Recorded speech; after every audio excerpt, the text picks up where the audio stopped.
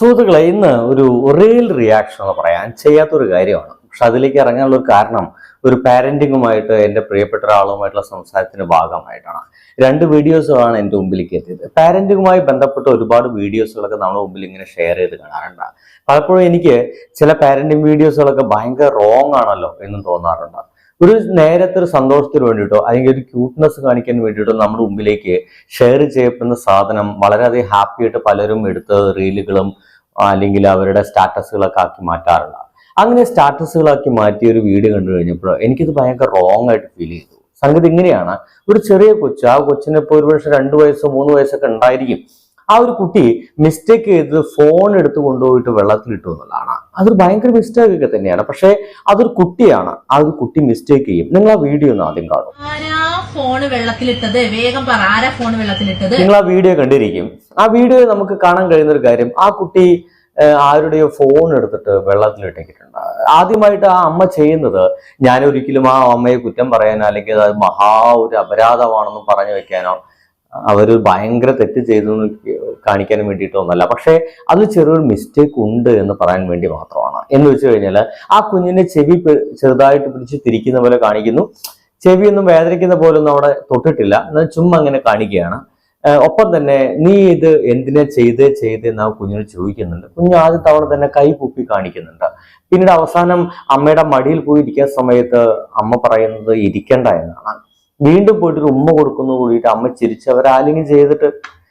പക്ഷേ ഈ ഒരു നിമിഷങ്ങൾക്കുള്ളിൽ ആ ഒരു കൊച്ചു കുഞ്ഞ് അനുഭവിച്ച മാനസിക വേദനയെ കുറിച്ചിട്ട് ആരെങ്കിലും ചിന്തിക്കുന്നുണ്ടോ എന്നറിയില്ല. അതിന്റെ താഴത്തൊക്കെ ക്യൂട്ട്നെസ് വാരി വിതറുകയാണ് ആളുകൾ. പക്ഷേ ആ ഒരു കുഞ്ഞ് ആ ഒരു നിമിഷ നേരം കൊണ്ട് അനുഭവിച്ച മാനസിക വേദന വളരെ വലുതായിരിക്കും. കാരണം തന്റെ മടിയിൽ ഇരിക്കേണ്ട പറയുന്ന ആ നിമിഷത്തില്. അതേസമയം ആ ഒരു കുട്ടി ചെയ്ത തെറ്റിനെ അവർക്ക് മനസ്സിലാക്കി കൊടുക്കാനോ, അല്ലെങ്കിൽ ആ കുഞ്ഞുങ്ങൾ തെറ്റ് ചെയ്യുന്നേ, അവർ മിസ്റ്റേക്ക് ചെയ്യും. എല്ലാം പഠിച്ചുകൊണ്ട് വരുന്ന ആൾക്കാരാണെങ്കിൽ മനുഷ്യന്മാരാരും തെറ്റുകളൊന്നും ചെയ്യാതെ മുന്നോട്ട് പോയിക്കൊണ്ടിരിക്കണം.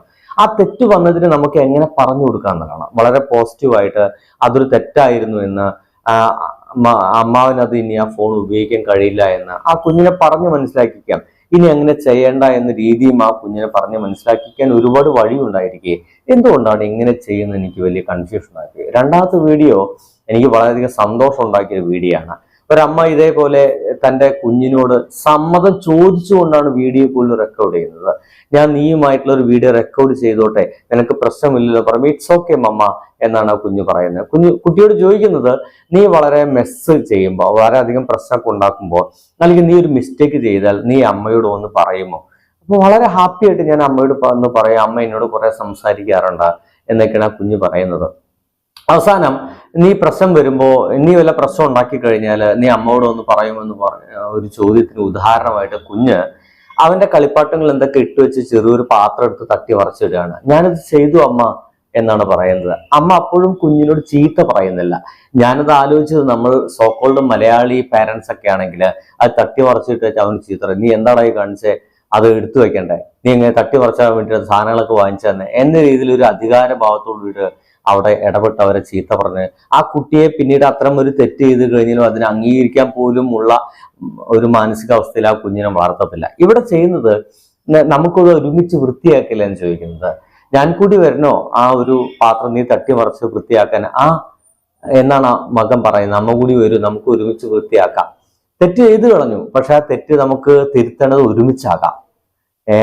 അങ്ങനത് ഭയങ്കരമായിട്ടുള്ള ഒരു പോസിറ്റീവ് സാധനമായിട്ട് എനിക്ക് തോന്നിപ്പോയി. അങ്ങനെയല്ലേ ഒരു കൃത്യമായിട്ടുള്ള ഒരു പാരന്റിങ് വേണ്ടത് എന്നൊരു തോന്നലുണ്ടായതിന്റെ ഭാഗം മാത്രമായിട്ടാണ്. എന്തായാലും നിങ്ങളുടെ അഭിപ്രായങ്ങൾ കൂടി ഞാൻ ആഗ്രഹിക്കുന്നുണ്ട്. ഒന്ന് വീഡിയോയ്ക്ക് താഴെ എഴുതാൻ ശ്രമിക്കുക. ബൈ.